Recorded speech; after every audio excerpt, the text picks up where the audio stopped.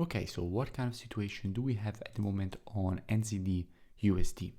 Now, if you took the first short opportunity that the market presented from a 4-hour perspective around this area here, so this previous left shoulder now turned a right shoulder, you basically had a nice push to the downside. So basically you had the possibility to go risk-free on the trade, and then unfortunately the trade ended up being a break-even trade for a simple manipulation. Why simple manipulation? Because after this push to the downside, definitely a lot of stop losses were and are basically not anymore, but they were above this high here, and the market went to hunt all those stop losses, creating which pattern?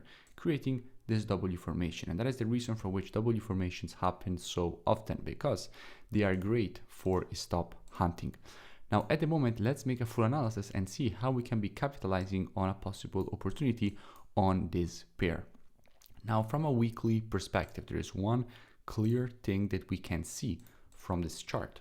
We clearly know that here the market had very strong support, again strong support here. All this support is now turned very strong resistance around this area here. So definitely if the market will go and test this area, it will find extremely strong resistance. That is the first thing that we can see from the weekly time frame. Also, if we take our Fibonacci from the high to the low of this impulse, which is what we're supposed to be doing if we want informations on this retracement, what we can see that currently the market is facing 0.618 a retracement from a weekly perspective, and this structure is lining up, creating a confluence of resistance with the 0.786 Fibonacci retracement. Now if we go back down on the daily time frame, what kind of situation we have? We already said it. We have a market that has created this W formation, and currently the market is facing daily support at this area, because the neckline is now support, right? Previous resistance now turns support. Now, there are two possible scenarios that can play out basically in this case on a NZD USD. From here, we can see a break of this structure to the downside, and at that point, we know how we will react to this situation, because remember, trading is reactive, not predictive. And how we will react if the market will break to the downside. On the retracement, the market will have the possibility to create another head and shoulders, and inside of this area, what we will be doing with students. We will be monitoring price action on the 4-hour time frame, waiting for the market to provide to us one of our valid entries for a nice move to the downside and continuation of the impulse correction and impulse pattern that we have from a weekly perspective. On the other side, what might happen is that from here, the market makes a push up to basically test the weekly structure. Well, in that case, situation will be very similar. We have weekly structure around this area, and what we will be doing, we will be monitoring price action inside of this area, waiting for the market to shift from a bullish market to a bearish market from a 4-hour perspective, and then provide to us one of our valid entries.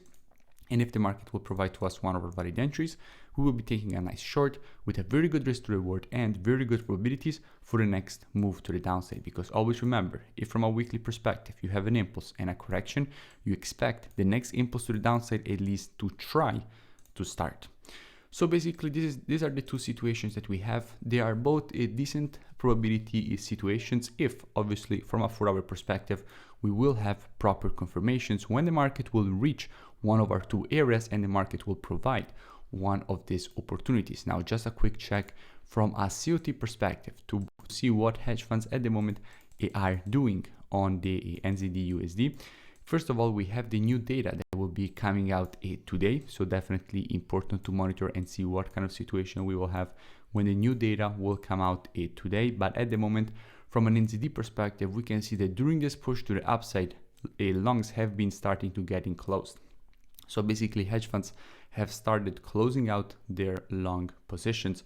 So we can expect some short building, even though they haven't built up the shorts yet, because either we needed basically to see this manipulation in order for them to basically build up the short positions, or we still have to go higher and test that weekly structure as we have just said.